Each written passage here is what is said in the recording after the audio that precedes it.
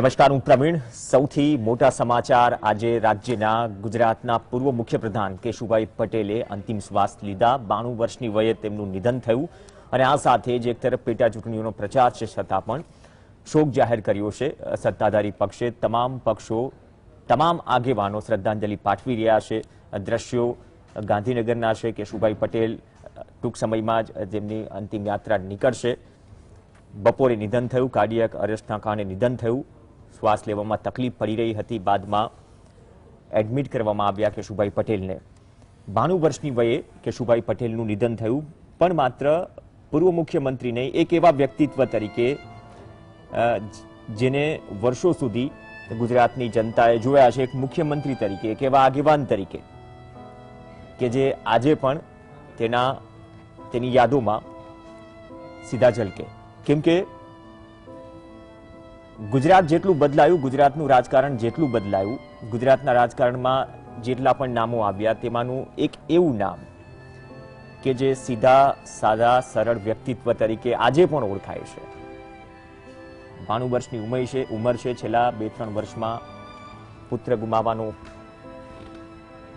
પણ એક દુઃખ હતું, પણ એ બાદ કેશુભાઈ પટેલ જેવું વ્યક્તિત્વ જેને મચ્છુ ઓનારતમાં પણ કામગીરી તરીકે યાદ કરાય છે, ચાહે વાવાઝોડું હોય, ચાહે ભૂકંપ હોય.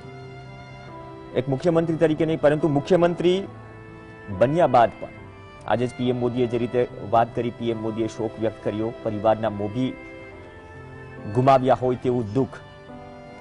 પણ એક એવા વ્યક્તિ કે જે સરકારમાં પહોંચ્યા બાદ પણ, જેમ કે ખેડૂતોના હિમાયતી રહ્યા હતા, છતાં પણ સરકારમાં પહોંચ્યા બાદ પણ હિમાયતી હતા જ. પ્રજાના કામો માટે જમીન સ્તર પર જવું, એ ચાહે કચ્છને ભૂકંપમાંથી ફરી બેઠું કરવાની વાત હોય, મચ્છુ ઓનારત હોય કે મચ્છુ ઓનારત પહેલાનો કાળ. આમ તો 1960 સુધી ગુજરાત બોમ્બે પ્રેસિડેન્સીનું ભાગ હતું, પણ કેશુભાઈ પટેલે આઝાદી પહેલાનો સમય પણ જોયો છે, આઝાદી બાદનો સમય પણ જોયો છે. ગુજરાત બન્યું અલગ રાજ્ય તે પહેલાનો સમય પણ જોયો છે, એ બાદનો સમય પણ જોયો છે, અને તમામ રાજકીય ઉતાર ચઢાવ સાથે ગુજરાતને વિકાસશીલ બનતા પણ જોયું છે અને તેમાં ફાળો પણ છે. આજે પણ કદાચ જે 80ના દશકામાં જે જન્મેલા છે, એ કદાચ પ્રાથમિક શાળામાં જાય કે ગ્રામ પંચાયતમાં જાય તો ગોકળિયા ગામનું એક સર્ટિફિકેટ તેમની ગ્રામ પંચાયતમાં પણ હોય. આ 90ના દશકાની વાત છે. 90ના દશકાને પણ એટલા માટે યાદ કરવો પડે કેમ કે જ્યારે ભાજપ સત્તામાં આવે છે,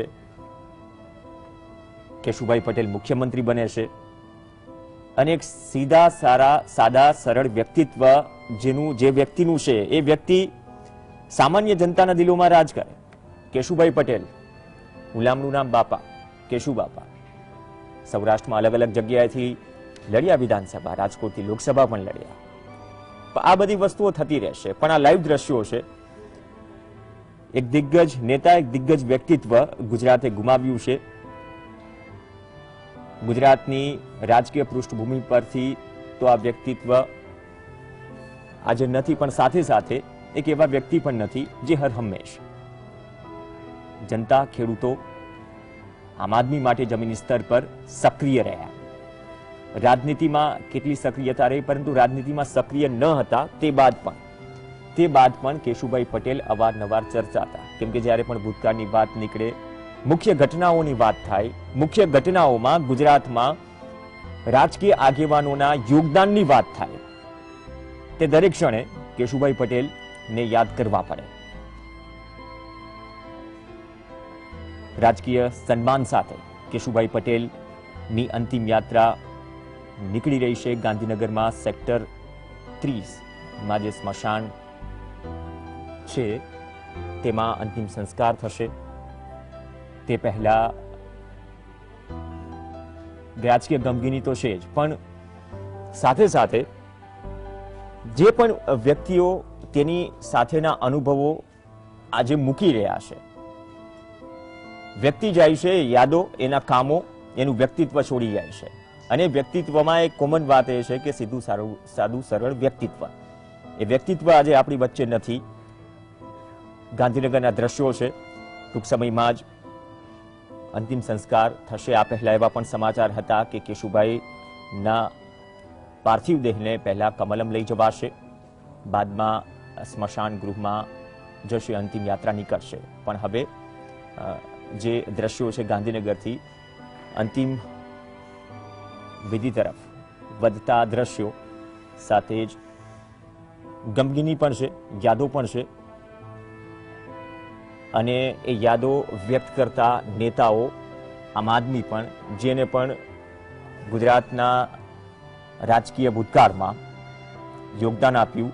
સહયોગી અમારા જોડાયા પહેલા પ્રશાંત ગઢવી આપણી સાથે સ્ટુડિયોમાં છે. પ્રશાંતભાઈ, મેં તમામ દર્શકોની પણ આ દ્રશ્યો અને આજે સવારથી પીએમએ પણ શોક વ્યક્ત કર્યો. કેશુ બાપા, આ જે કે કેશુ બાપા આપણી વચ્ચે હવે નથી, એટલે એ જે આપણે જે બોલીએ છીએ એ બોલવામાં જે ભાવ આવે છે એ જ ભાવ એ વ્યક્તિત્વનો છે, અને એ વ્યક્તિત્વનો ભાવ દરેકની યાદોમાં પણ આજ બપોરથી છલકાઈ રહ્યો છે. ચાહે પીએમ હોય, પક્ષ કોઈ પણ હોય, ભૂલી જઈએ એવું વ્યક્તિત્વ આજે આપણી વચ્ચે નથી. બિલકુલ, સંઘથી જનસંઘ, જનસંઘથી ભાજપને આમ તો શોધીને ઊભી કરનાર હું એવું માનું છું. કારણ કે જે દિવસે ભાજપનો જન્મ નહોતો ત્યારે જનસંઘ શું કહેવાતું એની એક સાચી ઓળખ એટલે કેશુ બાપા. અને બાપાનું હુલામણું નામ જેને બી પૂછો બાપા બાપા બાપા તરીકે બોલાવે. અને સન્માન કેવું પામશો જિંદગીમાં, મૃત્યુ પછી રવિ જોવા તમાશો ખુદને ગુજરી જવું પડે. આજે બાપાની શમશાન યાત્રા અત્યારે નીકળી રહી છે અને આપણે જોઈ રહ્યા છે. અને લાગણી એટલા માટે કે હું એવું ચોક્કસ માનું છું કે અત્યારનું જે ભાજપ છે એનું કદાચ પોણું ભાજપ એને ઊભી કરી, બેઠી કરી અને આ લેવલે લાવવા માટે જેટલા લોકો જોડાયેલા છે એ બધા બાપા થકી છે એવું ચોક્કસપણે. અને ભાજપના સૌથી પ્રથમ મુખ્યમંત્રી 95ની સાલમાં, 95 સુધી, એ પહેલા ડેપ્યુટી સીએમ રહ્યા, એક એવું વિરાટ વ્યક્તિત્વ જેને કહી શકાય, ભાજપને શોધીને ઊભી કરવા વાળા.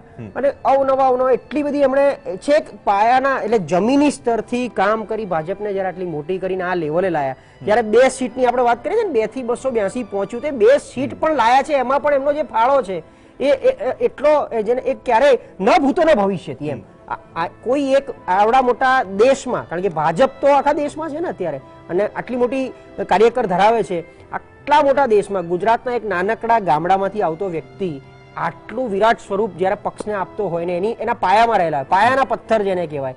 એટલે ભાજપ 1980માં બન્યું ને એના જે મેઇન 4-5 પિલ્લરો ગણો એમાંનું એક પિલ્લર એટલે કેશુ બાપા. અને એટલી બધી વાતો એમની સાથેની, કારણ કે મને નાનકડો એવા થોડા ઘણા અનુભવ ભૂતકાળમાં એમની સાથેના પણ છે. એ સિવાય 2002થી પણ એમના આજે પ્રધાનમંત્રીએ જે શોક વ્યક્ત કર્યો છે, જો આપને બંનેને યાદ હશે, આપ બી હતા, 2007 અને 2012 જ્યારે મોદી સાહેબ ચૂંટણી જીતે અને મુખ્યમંત્રીના ઉમેદવાર પોતે જ હતા, પણ સૌથી પહેલા કેશુ બાપાના ઘરે પગે લાગવા જતા. 12માં પણ જીપીપી લડ્યું ત્યારે પણ ગયા. 12માં જીપીપી એમની સામે લડ્યા હતા, તેમ છતાં એ ગયા હતા. 2007માં પણ ગયા હતા અને 12માં પણ ગયા. 17માં તો સાહેબ પોતે બી અહીંયા હતા નહીં, પણ સતત. બીજો એક પ્રસંગ મને એટલે યાદ આવે છે, જ્યારે આનંદીબેન સીએમ બન્યા અને સાહેબ પીએમ બન્યા. આનંદીબેનનું જે પદ ગ્રહણ વિધિ હતી એમાં જ્યારે કેશુ બાપા આવ્યા, એ તો વ્હીલચેરમાં આવતા તે વખતે, અને ત્યાં બાજુમાં આવીને બેઠા, તો મોદી સાહેબ સ્ટેજ ઉપરથી પર્સનલી નીચે ઉતર્યા અને બાપાને 2 હાથે પોતે જાતે, બીજા 2 જણા આવ્યા કે અમે, તો કે નહીં મને, હું લઈ જઈશ બાપાને એમ. એટલે એ લેવલનું એમની લાગણી પીએમ સાહેબને પોતાને પણ, અને અમે એ રીતે રૂબરૂમાં જોયેલું એટલા માટે હું કહી શકું છું આ વસ્તુ કે ખૂબ જ લાગણી સાહેબને પણ. આજે જે આવતીકાલના કાર્યક્રમ આપણી પાસે ભલે પહેલેથી આવી ગયા, પણ એ કાર્યક્રમ 100% સાહેબ એમના ઘરે જશે સૌથી પહેલા. એટલી લાગણી પણ છે કે સવારે જશે ગાંધીનગર. શિરીષ કાશીકર આપણી સાથે જોડાઈ ગયા છે. શિરીષભાઈ, સ્વાગત છે આપનું. શિરીષભાઈ, કેવું વ્યક્તિત્વ જેની ખોટ હંમેશા વર્તાય, જે રીતે વાત કરી કે મોભી, પરિવારના મોભી હોય, બાપા કહેવાતા. તમારી પૃષ્ઠભૂમિ પણ રાજકોટની રહી છે કાશીકર સાહેબ. ત્યાં તેમની ઓળખ, સૌરાષ્ટ્રમાં તેમની ઓળખ, ગુજરાતના મુખ્યમંત્રી બન્યા બાદ તેમની ઓળખ, અને મુખ્યમંત્રી હોવા છતાં સરળ વ્યક્તિત્વ રાખીને પ્રજા સાથે સતત સંપર્કમાં રહેવું, મુશ્કેલીઓમાં સતત જમીની સ્તર પર જવું, એ એક છબી છે જે હર હંમેશ ચર્ચાશે. પ્રવીણ, બેસિકલી આપણે ત્યાં જે છે ને કહેવાય છે ને કે રાજકારણની અંદર આવનારી વ્યક્તિ, ખાસ કરીને કેશુ બાપાની પેઢીના લોકો, રાઈટ, એવી સંભાવનાઓ પૂરી હતી કે કદાચ એ બહુ જાજુ ભણેલા લોકો નહોતા. હું ગુજરાતની વાત કરું છું, રાઈટ, પણ એ લોકો બહુ ગણેલા લોકો હતા. અને આપણે જેને ગુજરાતીમાં કોઠાસૂઝ એવો શબ્દ વપરાય છે, એ કોઠાસૂઝ વાળા આ બધા લોકો અચ્છા, આ એક કોઠાસૂઝ તો શું છે, સૌરાષ્ટ્રના અને ગુજરાતના લોકોને પોતાને, આમ તો ખાસ કરીને જે ગ્રામીણ વિસ્તારમાંથી આવે છે એમને કોઠાસૂઝ જે છે એ તો શું કહેવાય કે એમના ગળથુથીમાં હોય છે. પણ આ વ્યક્તિ, ખાસ કરીને કેશુબાપાની જો વાત કરીએ તો એ તો જનસંઘના સમયથી એમણે શરૂ કરેલું, રાષ્ટ્રીય સ્વયંસેવક સંઘના એ સ્વયંસેવક, અને નિષ્ઠાથી પોતાના વિચારને વળગી રહી અને કઈ રીતે કામ કરવું એના માટે આ વ્યક્તિ એ સમયના કાર્યકર્તાઓ માટે પણ એક ઉદાહરણરૂપ હતા. ઘણા બધા કાર્યકર્તાઓ જે આજે ભારતીય જનતા પાર્ટીમાં કોઈ મિનિસ્ટર છે કે કોઈ પદ પરના હોદ્દેદાર છે, એ બધા લોકો આજે જે 50ની આસપાસ છે, 45-50ની ઉપરના, એ બધા મોટા ભાગના લોકો જે છે એ કેશુબાપાને જોઈને એમની પ્રેરણા લઈ કે કાર્યકર્તા તરીકે કઈ રીતે કામ કરવું જોઈએ. અને કાર્યકર્તામાંથી પછી એક સ્ટેપ આગળ આવીને જ્યારે તમે સિનિયર નેતા બનો છો અને છેક મુખ્યમંત્રી પદ સુધી પહોંચો, 7 વાર એ વ્યક્તિ ધારાસભ્ય હતા. યુ ઇમેજિન, જે માણસ 7 વખત ધારાસભ્ય તરીકે ચૂંટાયો હોય, એનો રાજકીય અનુભવ, ચૂંટણીના રાજકારણનો અનુભવ જે છે એ કેટલો મોટો હોય. અને પણ છતાં એ વ્યક્તિ જે છે એના પગ હંમેશા છેક સુધી હંમેશા જમીન પર રહ્યા. અને એનું કારણ એ હતું કે એ જમીનમાંથી ઉગેલો માણસ હતા. રાઈટ, એકદમ જેને આપણે ગ્રાસરૂટ લેવલની વ્યક્તિ કહીને, એટલે પાથરવા વાળા કાર્યકર્તાથી એને શરૂઆત કરી અને માણસ છે રાજ્યના મુખ્યમંત્રી પદ સુધી પહોંચેલા. એટલે એને સૌથી મોટી જે વાત હતી ને એ હતી કે એને ખબર હતી કે નાના માણસને શું દુઃખ છે, સામાન્યતમ માણસ જે છે એને શું દુઃખ છે. અને એટલે જ્યારે કેશુબાપા મુખ્યમંત્રી બન્યા ને તો પણ એનો સામાન્ય માણસ સાથેનો જે સંપર્ક જે છે એ ક્યારેય કપાયો નહીં. અને એને ત્યાં રજૂઆત લઈને જનારી વ્યક્તિ ભાગ્યે જ ખાલી હાથે પાછી આવે, એ પ્રકારની એમની ઇમેજ હતી. અને માત્ર ઇમેજ નથી, એ ખરેખર રીતે કામ કરતા હતા. અને સમય જતા એમને ઉંમરની અસર થઈ અને લીલાબાનું પછી જે રીતે અચાનક અકાળે અવસાન થયું એના કારણે કેશુબાપાને પણ પછી થોડુંક ધીરે ધીરે આદિવ્યાધિઓ શરૂ થઈ ગઈ હતી. પણ ત્યાં સુધી એ જ્યાં સુધી સક્રિય રાજકારણમાં રહ્યા, એમણે એક માત્ર રાજનૈતિક ભૂલ જે કરી એને બાદ કરતા આખી એમની સળંગ કારકિર્દી જે છે એ જનસંઘ અને પછી ભાજપ માટે રહી. ભાજપને આજે જનસંઘમાંથી ભાજપ માં લાવવા અને ભાજપ ગુજરાતમાં અને ભાજપને આ પદ સુધી, આ સ્તર સુધી પહોંચાડવામાં જે લોકોએ લોહી પરસેવો રેડ્યા, એવા ટોપ 5 લોકોમાં કેશુબાપા આવે એવું આપણે ચોક્કસપણે કહી શકીએ. અને આજે જે આ બધા નેતાઓ, બધા જ નેતાઓ જેમને શાસનનો આનંદ મળી રહ્યો છે, રાઈટ, એના માટેની જે મહેનત કરવા વાળા લોકો હતા, જે પેઢીના લોકો હતા, એમાંનો આ એક તારલો આજે ખરી પડ્યો છે, આપણે એવું ચોક્કસપણે કહી શકીએ. ઓકે, દક્ષેશ પાઠક અમારા વરિષ્ઠ સહયોગી આપણી સાથે છે. દક્ષેશભાઈ, આપેલાની ડિબેટમાં પણ તમે તમારા અનુભવ પણ શેર કર્યા કે કેટલું સરળ વ્યક્તિત્વ હતું. પણ એક નેતા તરીકે જ્યારે નેતા બને, સીએમ બને કે ગમે તે બને, પણ એક સામાન્ય માણસ જ્યારે કંઈ કહેતા કે માંગણી મૂકતા જ્યારે સંકોચ ન અનુભવે, એ વ્યાખ્યા સેટ કરવી, એ વ્યાખ્યા બનાવવી, અને વર્તમાન સમય બહુ ઘણો બધો આજે આપણે વાત કરીએ કે આ પ્રકારનું વ્યક્તિત્વ હવે આપણી વચ્ચે નથી, છતાં પણ એ વ્યાખ્યા, એ વ્યક્તિત્વની વાત થઈ રહી છે. તો એ જ બહુ મોટી ઇમ્પેક્ટ છે કેશુબાપાના કેસમાં. કેમ કે આશીગર સાહેબે પણ વાત કરી કે કોઠાસૂઝ, કે ભણેલા નહીં પણ ગણેલા, અને એ વસ્તુ નિભાવી પણ જાણી. જેટલો સમય સત્તામાં રહ્યા, સક્રિય રાજકારણમાં રહ્યા, જમીન સ્તર પર. પ્રવીણ, અગાઉ બધું જ કહી દીધું છે એટલે નવું શું કહેવું એ વિચારું છું. પણ ડોક્ટર કાશીકરની વાત ઉપરથી હું એક કહીશ કે ઓલમોસ્ટ 20 વર્ષના એક પ્રકારના સેલ્ફ ઇમ્પોઝ એક્ઝિલ અથવા તો હાઇબરનેશનના સમય પછી અત્યારે કેશુભાઈને જે સન્માન મળી રહ્યું છે, કાશ 10-15 વર્ષ વહેલું મળ્યું હોત તો એ કદાચ વધારે સારું કોન્ટ્રીબ્યુટ પણ કરી શક્યા હોત. જયનારાયણભાઈએ રવિશંકર મહારાજની એક ઉક્તિ કહી હતી, મેં જે શેર કહ્યો તો ફરી કહું છું, કોઈએ ના સાંભળ્યો હોય તો. રવિનો શેર છે, સન્માન કેવું પામશો મૃત્યુ પછી રવિ, જોવા તમાશો કદી ગુજરી જવું પડે. એટલે આ સ્થિતિ આવે એ પહેલા રેકગ્નિશન મળે તો બહુ આનંદની વાત હોય છે.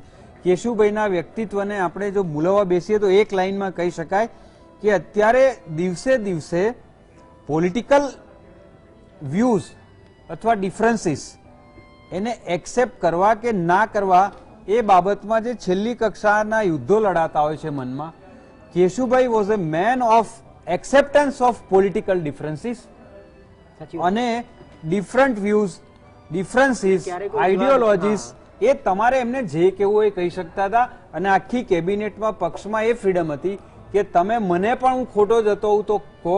મને યાદ છે ડોક્ટર, જ્યારે એમણે કલ્પસર યોજનાનો આખો વિચાર અમલમાં મૂક્યો ત્યારે ટેકનોક્રેટ્સ જે ભાજપમાં હતા એ લોકોએ એના બંને પાસાઓ રજૂ કર્યા હતા કે તમે કલ્પના કરો છો એ બહુ અદ્ભુત છે, તમારે મોટા ડેમની જરૂર ના પડે અને આખું ખંભાતના અખાતમાંથી તમે પાણીને જે રીતે આખી વાત છે એ જો શક્ય બને તો મારા ખ્યાલથી ભારતમાં આખો રોલ મોડેલ પ્રોજેક્ટ છે, પણ એટલું બધું વાસ્તવિક છે નહીં.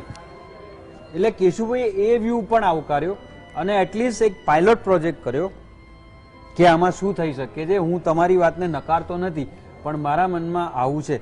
અને સેકન્ડ થિંગ, મેં અગાઉ પણ કહ્યું કે તમારી ડિગ્રીના કેટલા ક્રાઉન તમે પહેર્યા છે એનાથી તમારી સૂઝ નક્કી થતી જ નથી. એ ટેકનિકલ અથવા તો એક કહેવાય કે એક એકેડેમિક પાસું છે.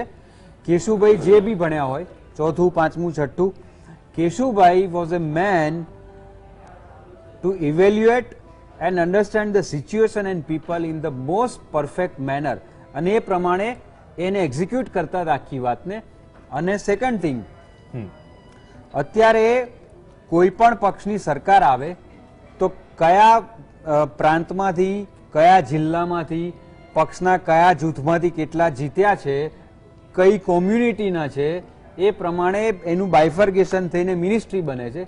કેશુભાઈની પહેલી જ સરકાર 95માં 127 સીટો જ્યારે આવી, એમની પહેલી કોન્ફરન્સ મેં કવર કરી હતી, ત્યારે કોઈએ સવાલ પૂછ્યો કે આમાં પાટીદાર કેટલા છે, ક્ષત્રિય કેટલા છે, ઓબીસી કેટલા છે, બ્રાહ્મણો કેટલા છે, કેટેગરીકલી આવો સવાલ પૂછવામાં આવ્યો હતો. અને કેશુભાઈનો જવાબ મને હજી પણ યાદ છે. એમણે એવું કહ્યું હતું કે ભૂતકાળમાં જે કોઈ પણ પક્ષની સરકારમાં જે આ ચાલ્યું હોય એ ચાલ્યું હશે, અમારામાં પણ આવું હશે, પણ હું મારી સમજ પ્રમાણે મેં આટલા 25 વર્ષમાં જેને દોડાદોડી કરીને કામ કરતા જોયા છે અને જેનામાં જે ફિલ્ડમાં સારું રિઝલ્ટ લાવવાની એબિલિટી છે, એ મારી ગણતરી અને મારી સમજ પ્રમાણેના એના મેરિટ પ્રમાણે મેં સરકાર બનાવી છે. અને હું ખોટો પણ પડું પણ હું ચાન્સ આપવા માંગુ છું. માણસને સફળ થવા પણ ચાન્સ આપવાનો હોય અને નિષ્ફળ સાબિત કરવા ચાન્સ આપવાનો હોય. આ જે સમજ હતી કેશુભાઈમાં, એમણે એ જ વખતે તમામ પ્રકારના જૂથવાદ અને કોમવાદના ચિથરા ઉડાડી દીધા હતા. અનફોર્ચ્યુનેટલી આટલા વર્ષોમાં બધી જ પાર્ટીમાંથી કેશુભાઈએ જે ઇનિશિયેટિવ લીધેલો એ આટલી વિકાસ અને સાયન્ટિફિક એડવાન્સમેન્ટની દુનિયામાં એ વસ્તુ દૂર થઈ જવી જોઈતી હતી, એના બદલે આ દૂષણ તો વધી ગયું છે. એટલે 90ના દશકામાં જે દક્ષેશભાઈ વાત કરી પ્રશાંતભાઈ કે 90ના દશકામાં જો એક નવો ટ્રેન્ડ સેટ કરવા કોઈ વ્યક્તિ, કોઈ લીડર પ્રયાસ કરે, એ રાજ્યના હિતમાં હોય, દેશના હિતમાં હોય. અત્યારે પરિસ્થિતિ થોડી વિકટ છે, પણ એ તો છે ને પાયો નાખ્યો, શરૂઆત કરી, એ આઈડિયોલોજી હતી, એક્સેપ્ટન્સ મળી પણ ખરા, પણ પોલિટિકલ એરેનામાં કંઈક જુદું થઈ રહ્યું છે. જે દક્ષેશભાઈ એક પોઈન્ટ એ પણ મૂકું કે જે ઓળખ, જે સન્માન અત્યારે મળી રહ્યું છે, ભૂતકાળમાં એક લીડર તરીકે આપી શક્યા હોત કે મળી શક્યું હોત, એ પણ એક કડવી હકીકત છે. ચોક્કસ. જો રાજકારણમાં છે ને ક્યારે એક દસકો હોય છે દરેકનો, એક દસકા પ્રમાણે એ દસકામાં જે માણસ સારી રીતે ચાલી ગયા હોય છે એ પછી આ જીવન કોઈ પેલા અમરફળ જેમ લઈને નથી આવ્યા, એમ રાજકારણમાં બી અમરફળ કોઈને મળતું નથી. ઘણા સારા નરસા દિવસો જોવા પડતા હોય છે. એટલે પણ આ છે ને કૌટુંબિક ભાવના વાળી વાત છે. હું ભાજપને એક કુટુંબ ગણું છું. આપણે કોંગ્રેસ વિશે બી બહુ ચર્ચા કરીએ છીએ, પણ ભાજપ એક પરિવાર છે. એ પરિવારને જયારે મોટું કર્યું, એ છોડને પાણી પાઈને આખો વટવૃક્ષ જેવો વડલો જયારે બનાવ્યો, કારણ કે આજે 11 કરોડ કરતા વધારે કાર્યકરો આખા દેશમાં ભાજપના છે, તો આખા વટવૃક્ષ જેવો વડલો જેને બનાવ્યો, વડના મૂળમાં આ વ્યક્તિ બેઠેલા છે. અને અમારે ભાઈ દક્ષેશભાઈને ખ્યાલ છે, અમારે ભરતભાઈ ગઢવી, કવિ ઉર્મિલ, ગાંધીનગર, એમની જે એક બે રચનાઓ છે કે અરમાન જિંદગીના પૂરા થાય તોય ઘણું, જીવનમાં 2-4 સારા કામ થાય તોય ઘણું, લવલેસ મોતનો ડર મુજને નહીં સતાવે, પણ ક્યાંક મહેફિલમાં મારી ખોટ વર્તાય તોય ઘણું, વધુ અભડકો નથી હવે જીવનમાં બાકી, પણ ઇજ્જતનું કફન ઓઢીને મરાય તોય ઘણું. એમ આવું ઇજ્જતનું કફન ઓઢીને જ્યારે આ બધા વચ્ચેથી જ્યારે વસમી વિદાય, અને મને એમ થાય એટલે આજે શોકભીની શ્રદ્ધાંજલિઓ આવે, બધા જ એ પછી એક પાયાનો કાર્યકર હોય કે છેક ઉપર મુખ્યમંત્રી કે પ્રધાનમંત્રી સુધી હોય, એ કેમ? કારણ કે એ એક એક વ્યક્તિ સાથેનો ઘરોબો, આજે એ સામાન્ય કાર્યકર હોય કે પ્રધાનમંત્રી સુધી પહોંચેલો વ્યક્તિ હોય, એક એક વ્યક્તિ સાથે એમણે સમય ગાળ્યો છે. અને પહેલા જેવું બહુ સ્પષ્ટ શબ્દોમાં કહું, ભલે કદાચ થોડું ખોટું લાગે, અત્યારે કદાચ ફોલ્ડરી વાળું રાજકારણ છે. એ ફોલ્ડરી વાળું રાજકારણ એ કેશુબાપાના સમયમાં નહોતું, અને આપણે કોઈએ નહીં જોયું. ત્યાં જેની કિંમત છે, તમારામાં આવડત છે, એ આંગળી પકડીને બાપાએ ઉપર બેસાડેલા છે. એવા કેટલાય માણસો આપણી સામે છે જ અત્યારે હાલની તારીખમાં પણ, કે આંગળી પકડીને લઈ ગયા અને પછી એ સીટ ઉપર બેસાડે.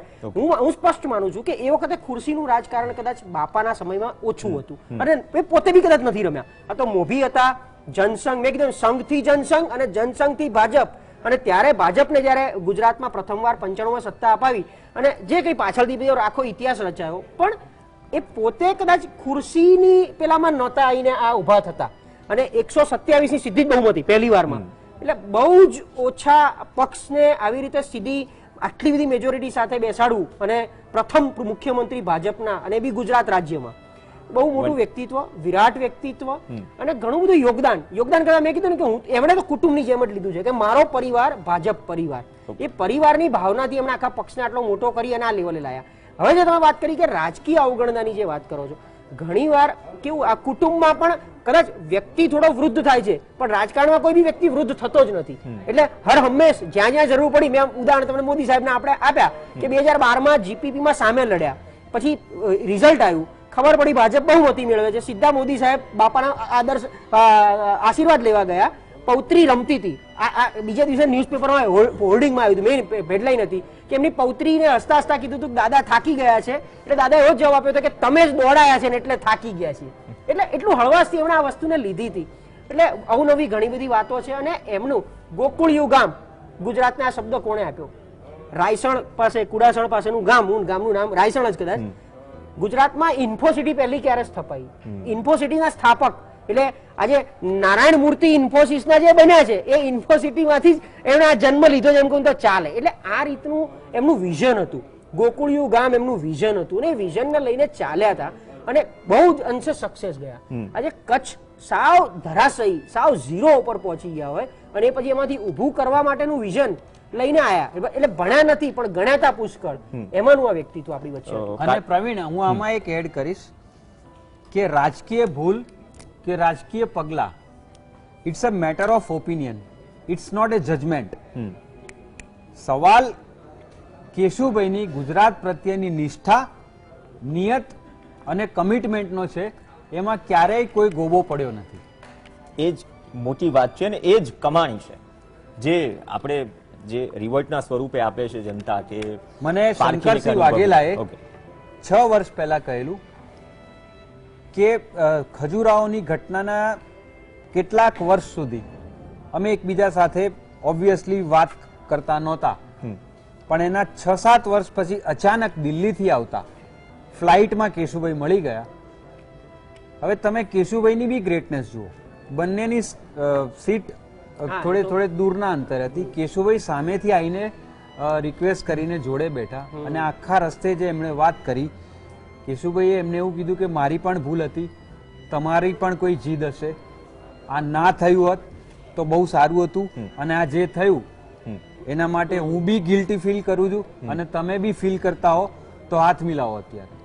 સો એક સ્પોર્ટ્સમેન સ્પિરિટ કેશુભાઈમાં હતી. ઓકે, એ ખેલદિલી આજના રાજકીય પૃષ્ઠભૂમિ ઉપર બહુ ઓછી, રેર જોવા મળે છે. એક બ્રેક માટે રોકાઈશું. રાજકીય સન્માન સાથે કેશુભાઈ પટેલના અંતિમ સંસ્કાર ટૂંક સમયમાં થશે ગાંધીનગરમાં સેક્ટર 30માં. બ્રેક બાદ અવિરત કવરેજ યથાવત. Welcome back. પૂર્વ મુખ્યપ્રધાન કેશુભાઈ પટેલનું નિધન, ટૂંક સમયમાં જ રાજકીય સન્માન સાથે અંતિમ વિધિ થશે. આપણી સાથે પેનલમાં ડોક્ટર યજ્ઞેશ દવે પણ જોડાઈ ગયા છે ભાજપના પ્રવક્તા તરીકે. ડોક્ટર શિરીષ કાશીકર આપણી સાથે છે. શિરીષભાઈ, સત્તામાં પહોંચવા છતાં કેશુભાઈ હંમેશા ખેડૂતો, ખેતીના હિમાયતી રહ્યા, ઇન્ફોસિસની વાત કરી, ચેકડેમની વાત કરી, આ બધી વસ્તુઓ છે. એક વાત એ પણ નીકળી કે આજે કેશુભાઈ પટેલ આપણી વચ્ચે નથી, પણ 90ના દશકામાં જે નવો ટ્રેન્ડ લાવ્યા કે નવી વિચારધારા લાવ્યા, થોડા હેલ્ધી પોલિટિક્સ માટે, એ વસ્તુ પણ આજે મિસ છે, મતલબ કે એ વસ્તુ પણ આજે આપણે મિસ કરી રહ્યા છે ગુજરાતમાં. મેં જેમ પહેલા કહ્યું એ પ્રમાણે કેશુભાઈની પેઢીના જે કોઈ નેતાઓ હતા, પછી એ કોંગ્રેસમાં હોય કે ભાજપમાં હોય, એ લોકો માટે એક સૌથી મોટી જો કોઈ બાબત હોય જીવનમાં તો એ હતી કે એ જે રાજકીય વિચારધારા માટે કામ કરી રહ્યા છે એ વિચારધારાથી ફંટાવવું નહીં, બને ત્યાં સુધી ફંટાવવું નહીં, અને પોતાના પક્ષ માટે જે કાંઈ કરી શકાય, જેટલું જીવન ખર્ચી શકાય એટલું જીવન ખર્ચવું, જે કાંઈ મહેનત કરી શકાય કરવી. અને બેસિકલી આ જનરેશનના લોકો છે ને, એ લોકોએ પોતાના પક્ષના સંગઠન ઉપર વધારે ભાર મૂક્યો. કારણ કે આપણને ખ્યાલ છે કે જનસંઘમાંથી ભાજપમાં એનું રૂપાંતરણ થવું અને ગુજરાતમાં ભાજપને ગામડે ગામડે ફેલાવવો, એને બેઠો કરવો. ઉત્તર ગુજરાત તરફનો મોરચો શંકરસિંહ અને એમના જે સિનિયર્સ હતા એમણે સંભાળેલું, અને સૌરાષ્ટ્રનો મોરચો છે એ કેશુબાપાને એમની સાથેના જે સાથીઓ હતા એ લોકોએ સંભાળેલો હતો.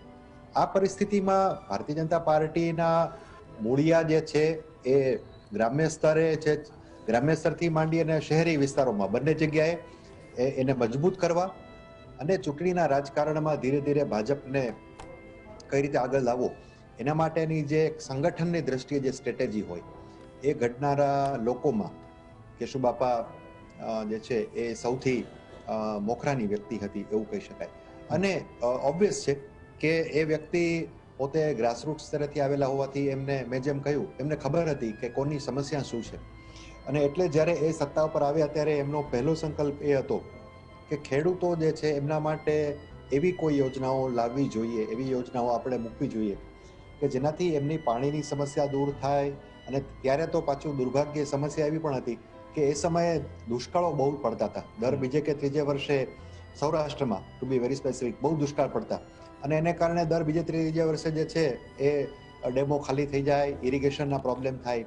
તો એના માટેની એક કોઈ લાંબા ગાળાની યોજના, અને આજે અત્યારે આપણે જે નર્મદા આધારિત પાણી પાઇપલાઇન યોજના જોઈએ છીએ એની શરૂઆત કેશુબાપાના સમયમાં થઈ.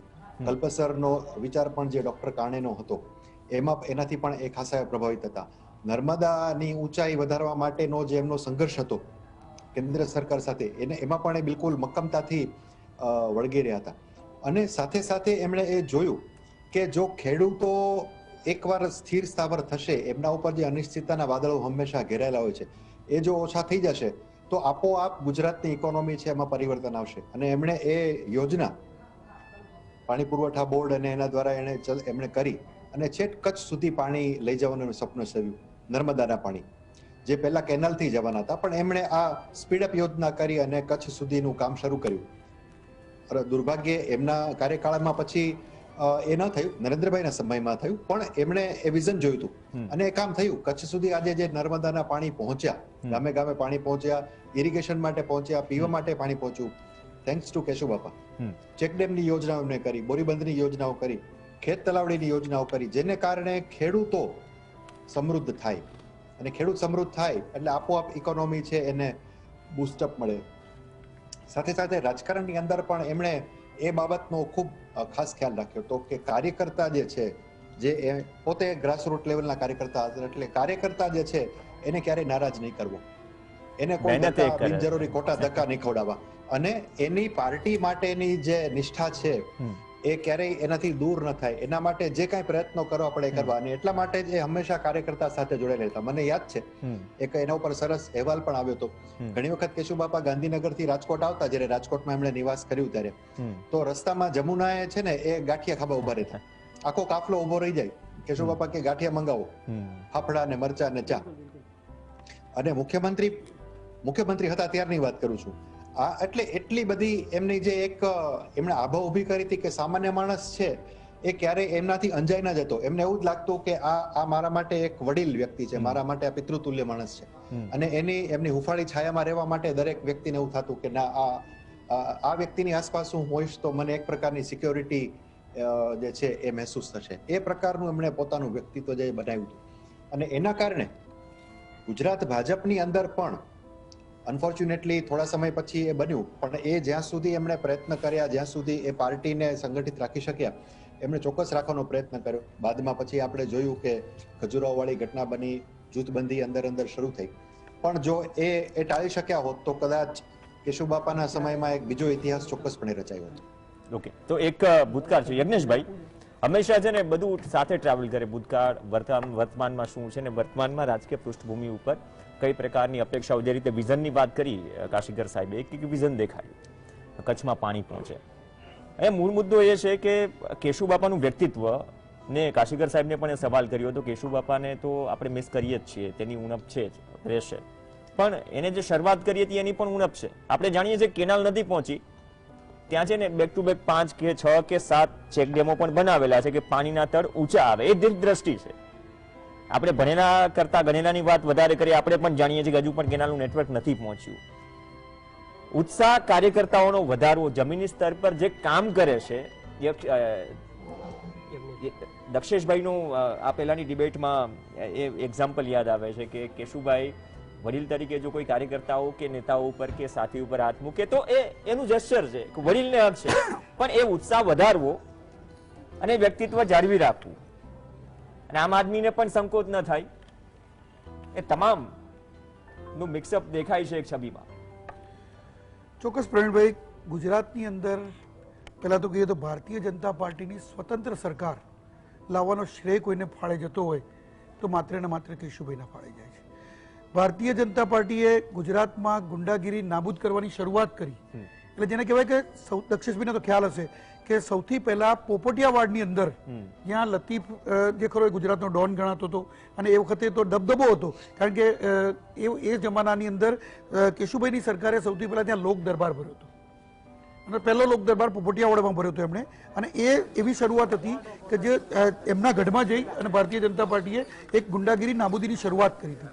આ શરૂઆત કરનાર કેશુભાઈ હતા. ગોકુળ ગ્રામ યોજના હોય, આજે કુંવરભાઈનું મામેરું યોજના હોય, કે આજે ચેકડેમની યોજના હોય, કે સાયન્સ સિટીની શરૂઆત હોય, દરેક વસ્તુમાં એમનું લોંગ વિઝન હતું. નર્મદા યોજનાને લિફ્ટિંગથી પાણી લઈ જવાનું જે ખરું એ પણ યોજના જે ખરી એ એમના સમયમાં મૂકવામાં આવી હતી. ભલે અમલીકરણ એ પછી થયા બધાના, પરંતુ આ યોજનાઓ એમના સમયમાં હતી. એટલે એક લોંગ વિઝન હતું. સાથે સાથે પક્ષને તો ન પૂરાય એવી ખોટ તો છે જ, પરંતુ ગુજરાતના રાજકારણની અંદર પણ એક કેશુભાઈ એક માઇલસ્ટોન હતું. મેં એટલા માટે આ યોજનાઓ ગણાવી તમને, કે આ વાતો ગણાવી કે આ એક માઇલસ્ટોન હતા, આ એક એવી રીતે શરૂઆત કરી. યજ્ઞેશભાઈ, સંપૂર્ણ રાજકીય સન્માન સાથે કેશુભાઈ પટેલના અંતિમ સંસ્કાર દ્રશ્યો છે. બાપા વિદાય લઈ ચૂક્યા છે.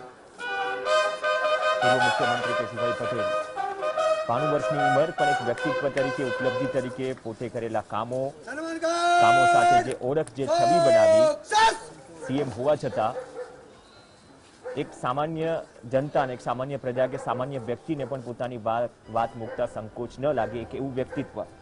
સાથે સાથે 90ના દશકાથી માંડી અત્યાર સુધી, આમ તો 90 પહેલા પણ ગુજરાત બન્યું નહોતું એ પહેલા પણ જે પણ મુસીબતોનો સામનો કર્યો છે તેના સાક્ષી રહી ચૂકેલા અને તેમાં જમીની સ્તર પર જઈને યોગદાન આપનાર, એ ઘટનામાંથી આમ જનતાના ખભાથી ખભા મિલાવીને કામ કરનાર એવું વ્યક્તિત્વ કેશુભાઈ પટેલ, જેનું આજે નિધન થયું અને પંચમહાભૂતમાં વિલીન થશે. સીએમ રૂપાણી, નીતિન પટેલ, પ્રદીપસિંહ જાડેજા સહિત રાજકીય આગેવાનો પણ ઉપસ્થિત છે અને સંપૂર્ણ રાજકીય સન્માન સાથે ગુજરાતના પૂર્વ મુખ્યમંત્રી કેશુભાઈ પટેલ ના અંતિમ સંસ્કાર થઈ ગયા છે ગાંધીનગર સેક્ટર 30ના સ્મશાન ગૃહમાં. પરિવારના વ્યક્તિઓ સાથે સગા સંબંધીઓ, મિત્ર વર્તુળ પણ છે.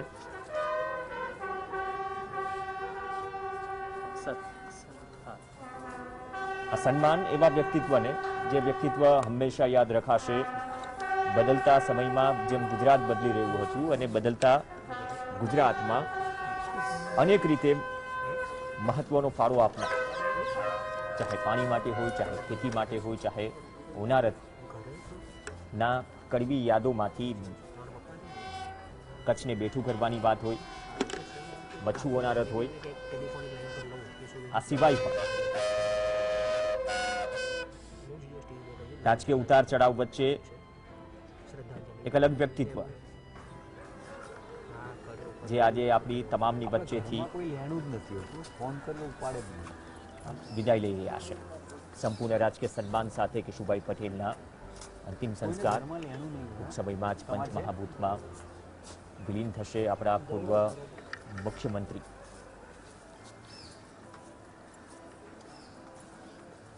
પીએમ મોદી પણ શોક જતાવી ચૂક્યા છે.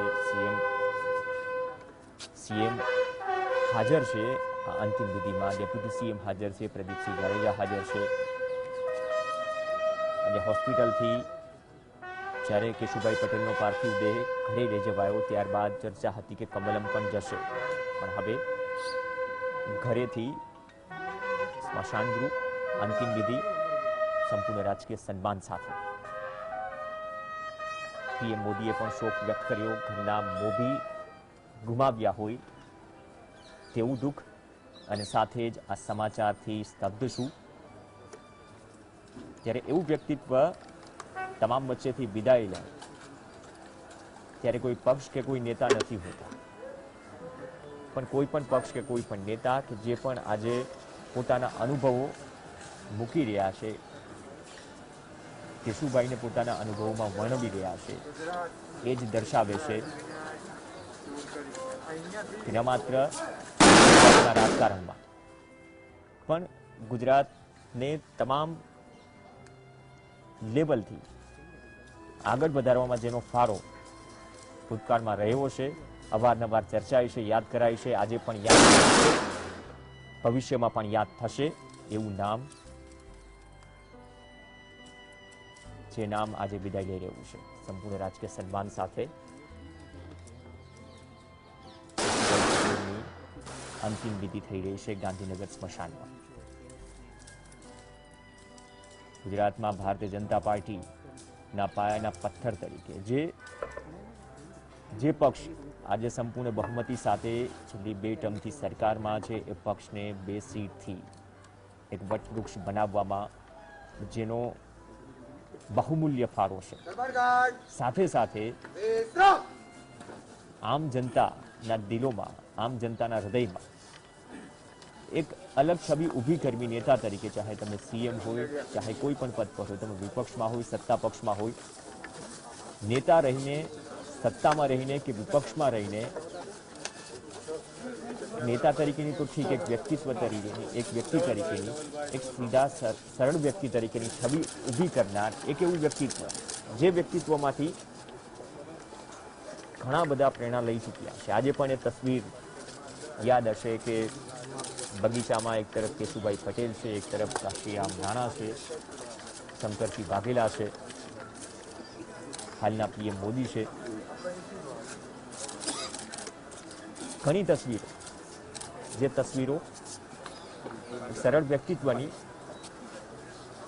એક વિઝન આપનાર વ્યક્તિત્વની ઝલક દેખાડે છે. એ વ્યક્તિત્વની અંતિમ ઝલક માટે સીએમ, ડેપ્યુટી સીએમ સહિતના લોકો પહોંચ્યા છે ગાંધીનગર સેક્ટર 30 સ્મશાન ગૃહ. અંતિમ દર્શન સાથે વિધિ થઈ રહી છે. પ્રદીપસિંહ જાડેજા પણ શ્રદ્ધાંજલિ અર્પણ કરી રહ્યા છે. કેમ કે મોટાભાગે આ પહેલા પાર્થિવ કે કદાચ કમલમ પાર્થિવ દેહને લઈ જવાશે અને ત્યાં શ્રદ્ધાંજલિ અર્પણ કરાશે, પરંતુ 5 વાગ્યા બાદ અંતિમ વિધિ કરવાની હતી. સમય ન રહેતા ઘરેથી કેશુબાપાના પાર્થિવ દેહને અંતિમ વિધિ માટે સ્મશાન લવાયા છે.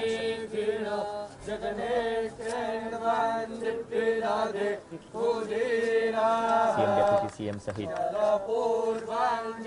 ગૃહપ્રધાન પ્રદીપસિંહ જાડેજાએ પણ શ્રદ્ધાંજલિ અર્પણ કરી અને કેશુભાઈ પટેલની અંતિમ ઝલક મેળવવા માટે અન્ય લોકો પણ અહીં ઉપસ્થિત છે.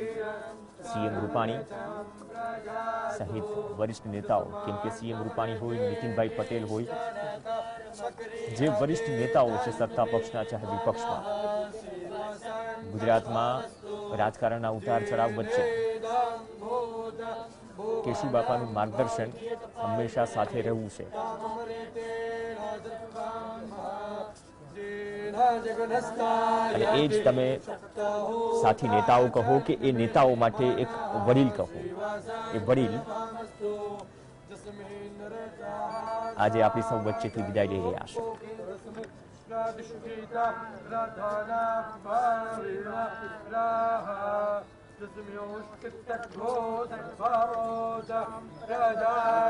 સતત 6 ટર્મ સુધી ધારાસભ્ય રહેવું, લોકસભા લડવી, કૃષિ મંત્રી રહેવું, સત્તામાં પહોંચ્યા બાદ પણ આમ જનતા આમ મુદ્દાઓની પરવા કરવી.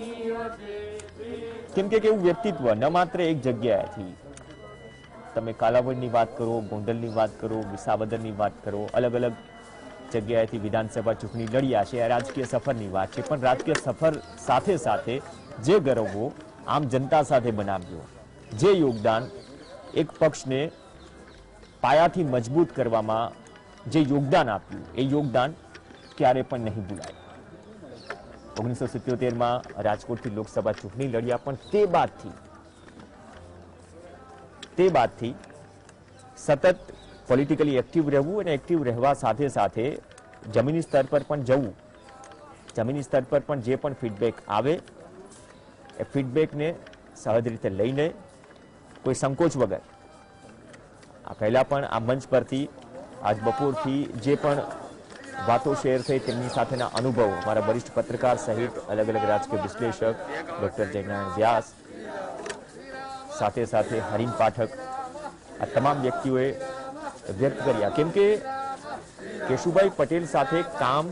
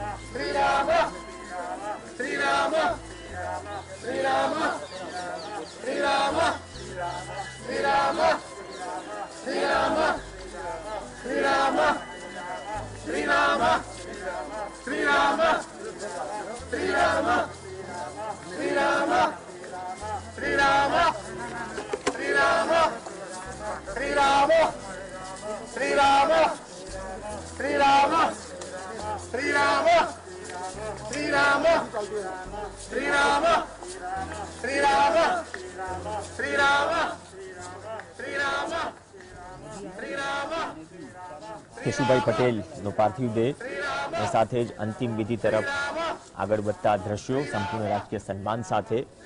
જે વ્યક્તિની આજ સવારથી આ પહેલા પણ ગુજરાતમાં યોગદાનમાં ચર્ચા થતી રહે છે, એ વ્યક્તિનું યોગદાન શું છે, વ્યક્તિત્વ શું છે, તેની ઝલક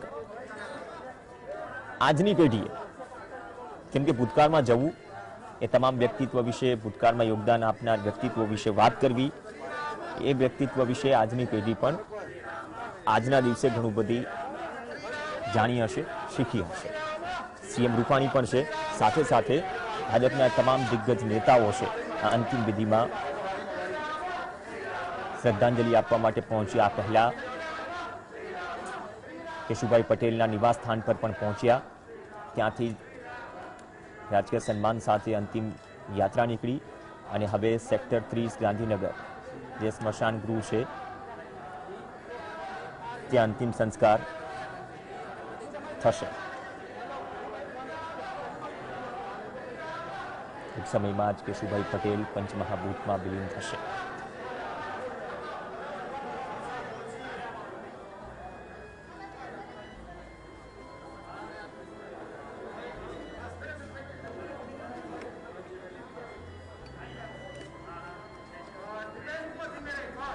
દ્રશ્યો એક યાદગાર વ્યક્તિત્વ, યોગદાન આપનાર વ્યક્તિત્વ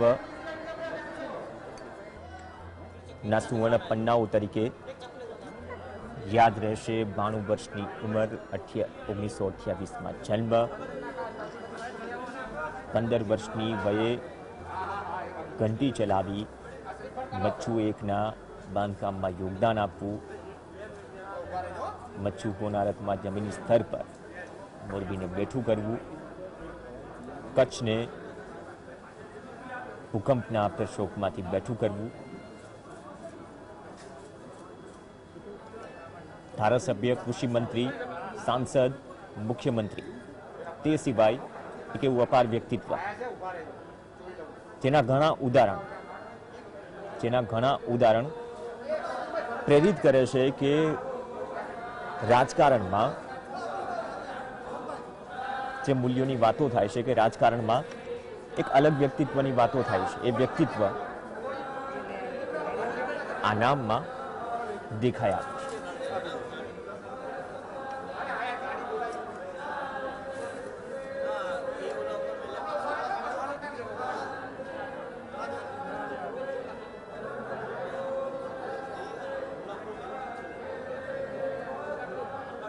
CR પાટીલ, નીતિનભાઈ પટેલ, CM રૂપાણી, પેલા CR પાટીલ પણ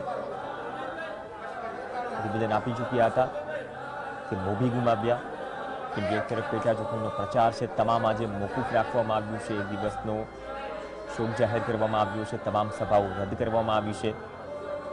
સાથે જ PM મોદી પણ જ્યારે ગુજરાત પ્રવાસે આવી રહ્યા છે તો કેશુભાઈ પટેલને શ્રદ્ધાંજલિ આપવા તેમના ઘરે જઈ શકે છે આવતીકાલે. તેમના પરિવારજનો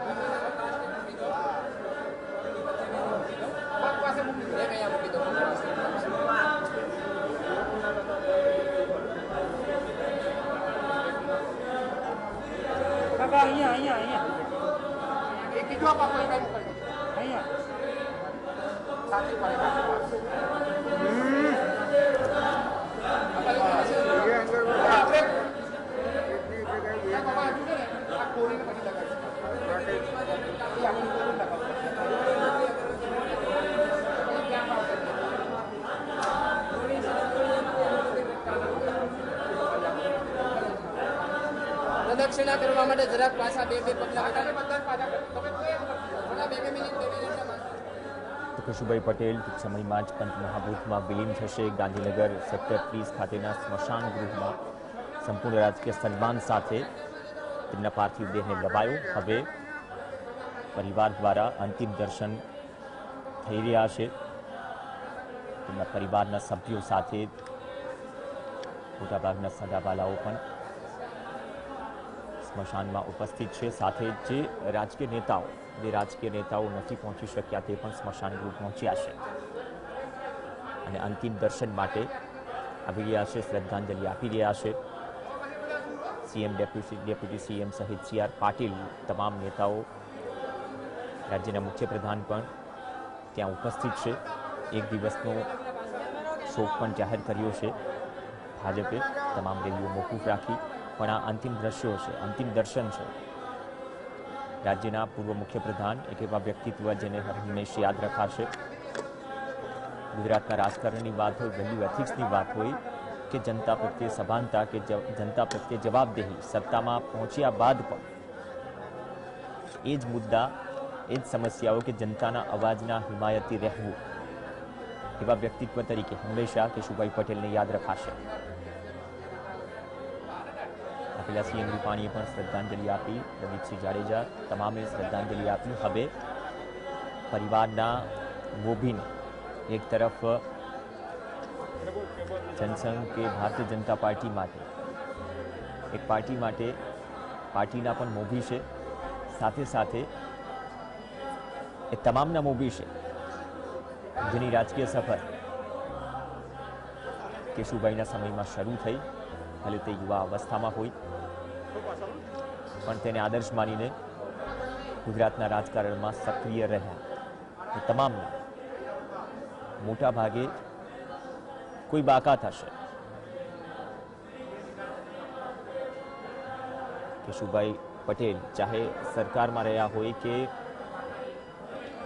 સરકારમાંથી બહાર થયા બાદ રાજકીય રીતે સક્રિય રહ્યા હોય, પરંતુ એ વ્યક્તિત્વ બદલાયું નથી. સીધા સાદા સરળ વ્યક્તિત્વ તરીકે હંમેશા યાદ રખાયું છે. સત્તામાં આવતા પહેલા, સત્તામાં આવ્યા બાદ અને સત્તામાંથી દૂર થયા બાદ. રાજકીય નિવૃત્તિને પણ ઘણો સમય થયો, પણ જ્યારે રાજકીય રીતે સક્રિય હતા ત્યારે પણ ચાહે પીએમ મોદી હોય, જેમ પ્રશાંત ગઢવીએ ટૂંક સમય પહેલા વાત કરી, 2007 કે 2012નું ભલે ઇલેક્શન કેમ ના હોય, ભલે જીપીપી લડતી હોય 2012માં, પણ પીએમ મોદી રિઝલ્ટ આવ્યા બાદ કેશુભાઈ પટેલના આશીર્વાદ લેવા માટે છે. ભૂતકાળમાં અટલ બિહારી વાજપેયી, આપણે લાલકૃષ્ણ અડવાણીને યાદ કરીએ છીએ, લાલકૃષ્ણ અડવાણી સાથે કે અટલ બિહારી વાજપેયી સાથેના એ ફોટોઝ જોયા હશે, પણ ફોટોઝ સાથે સાથે ભારતીય જનતા પાર્ટીના એ પાયાના પથ્થર જેને 2 થી 300 પ્લસ, જે અત્યારે 300 પ્લસનો આંકડો છે, એક બગદાર પાર્ટી, મોટી પાર્ટી, કેન્દ્રમાં શાસન કરનાર પાર્ટી બનાવી. તો 2004 સુધી 5 વર્ષની ટર્મ અટલ બિહારી વાજપેયીની પણ રહી હતી. પણ ગુજરાતમાં છેલ્લા 23-25 વર્ષથી જ્યારે ભાજપ સત્તામાં છે, તો એ પાયો પણ અને એ પાયાના સૌથી મજબૂત પથ્થર એવા કેશુભાઈ પટેલ, જેને અંતિમ વિદાય આપવા માટે, શ્રદ્ધાંજલિ આપવા માટે, અંતિમ દર્શન માટે લોકો પહોંચ્યા છે. સમયમાં જ પંચમહાભૂતમાં વિલીન થશે કેશુભાઈ પટેલ.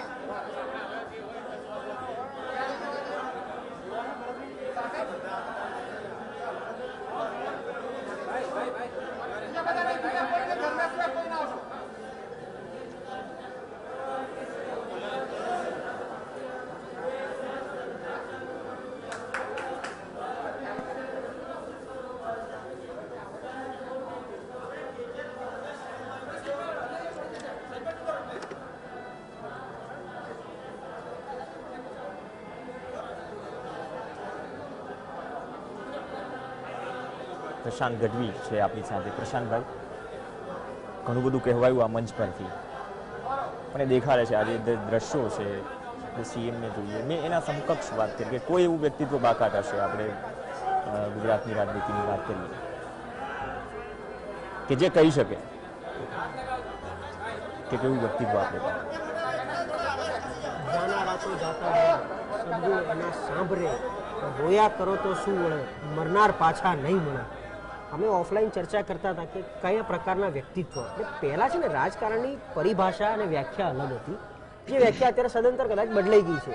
તો એ જે પહેલાંની વ્યાખ્યા, એક તો સૌહાર્દપૂર્ણ સંવાદ, સમન્વય, પક્ષાપક્ષીથી પર થઈ અને રાજનીતિ અને સાચા અર્થમાં પ્રજાના હિતમાં કામ કરવાની એક ધગશ, આ બધું જ્યારે લઈને આમ જનૂન લઈને નીકળ્યા હોય ને, મેં હમણાં ઇતિહાસ વાંચ્યો કેશુબાપાનો કે જ્યારે ખેડૂત પરિવારમાંથી આવતા અને ઘરની આવક અને પરિસ્થિતિ બહુ સારી નહીં, એટલે લોટ દળવાની ઘંટી રાજકોટમાં એમણે નાખી હતી અને એમાંથી પછી ધીરે ધીરે આર્થિક સદ્ધર થયા પછી એમનો જન્મ ભલે ત્યાં વિસાવદરમાં, પણ ત્યારથી પછી કર્મભૂમિ એમણે રાજકોટ રાખેલી અને એની 2-3 બીજી બધી રાજકીય રીતની આખી જર્ની વાંચી આપણે. એટલે આ એક સંપૂર્ણપણે જેને કહેવાય કે માત્ર ને માત્ર જનૂન કે લોકોના જનહિતના કાર્યો અને એક સ્વપ્ન દ્રષ્ટા ગુજરાતના પ્રણેતા તરીકે ઉભરવાની એક છબીની જે એવું વ્યક્તિત્વ એ ધરાવતા હતા. અને ઘણું બધું જનૂન એટલા માટે કે આપણે જોઈએ છીએ કે 1984માં 2 સીટ લોકસભામાં ભાજપને આવી હતી, જ્યારે 80માં ભાજપની સ્થાપના થઈ, પણ એની પહેલા જનસંઘ વખતે જ્યારે બહુ જ ઘણા ગાંઠિયા જગ્યાએ એકાદ કોર્પોરેટર હોય જનસંઘમાંથી, એવામાં કેશુબાપા હતા. એ મને સંપૂર્ણપણે યાદ છે. અને આખી આ જર્ની જે પૂરી કરી 2002 પછી થોડો ઘણો એમણે રાજકીય સંન્યાસ લેવાનો પ્રયત્ન કર્યો. એ સંન્યાસ નહીં લઈ બહુ જ સક્રિય રહ્યા. બીજું સતત માર્ગદર્શક બનીને રહ્યા. એનું ઉદાહરણ આપણે બધા જોયું, 2012 સુધી પણ જોયું છે કે સતત માર્ગદર્શક. હવે હું જે રાજકારણની પરિભાષાની અમે ઓફલાઈન ચર્ચા કરતા હતા ને કે આવું કેમ હોઈ શકે. અત્યારે જે હું કહું છું ને કે ફોલ્ડરી વાળું રાજકારણ છે, પહેલાના સમયમાં સાચા અર્થમાં રાજનીતિ શીખવાડતા કે શું કરાય, રાજકારણમાં કેવી રીતે આગળ વધે, આંગળી પકડીને ચાલવાવાળી જે વાત હું કરું છું. એટલે મને પણ એમ થાય કે આપણે ખાલી ટ્વીટ કરી દેવું કે શોક મગ્ન થઈ ગયા છે એ કેવું સારું લાગતું છે, પણ એ એટલા માટે કે એ લોકોએ એમની સાથે એવો સમય ગાળ્યો છે કે પરિવાર કરતા વધારે, પરિવારથી વિશેષ આજે ભાજપના તો ભીષ્મ પિતામાં કહેવાય. અને છોકરું ઘરમાં જ્યારે છોકરું હેરાન થતું હોય ક્યાંક ને ક્યાંક, તો અને એને એવું લાગે કે ભાઈ હું મૂંઝાઉં છું તો બાપ પાસે જઈને ઠાલવે. એમ આજે ભાજપની ઘણી બધી, આમ જોવા જાવ તો ભાજપ ક્યાંય હતું જ નહીં, એનું અસ્તિત્વ નહોતું. એવામાંથી જ્યારે ઊંચું આવતું હોય તો જે લોકોના ફ્રસ્ટ્રેશન બહાર આવતા હોય તે ફ્રસ્ટ્રેશનમાં ક્યાં જવું, તો એ જે હૈયું ઠાલવવા માટે. અને એ વખતે જે લોકોને એક પ્રકારની હિંમત આપવી અને સતત, જેમ અત્યારે આપણે કહીએ કે કોંગ્રેસની સ્થિતિ નબળી છે, તેમ છતાં પાયાના અમુક કાર્યકરો કોંગ્રેસના કદાચ ફ્રસ્ટ્રેટ નહીં થતા હોય, જે જૂના હશે અને અડી રહ્યા છે, એમ એ ભાજપના એ કાર્યકરો જે 1980 થી જોડે રહ્યા છે, 95 સુધી ક્યાંય સત્તા પર નથી આવ્યા, તેમ છતાં ફ્રસ્ટ્રેશન વગર, એટલે આ આખી વસ્તુને ટેકફુલી હેન્ડલ કરાવી એ પણ એક નેતાની એક છબી છે. એ પ્રકારના કેશુબાપાને આપણે જોયેલા છે.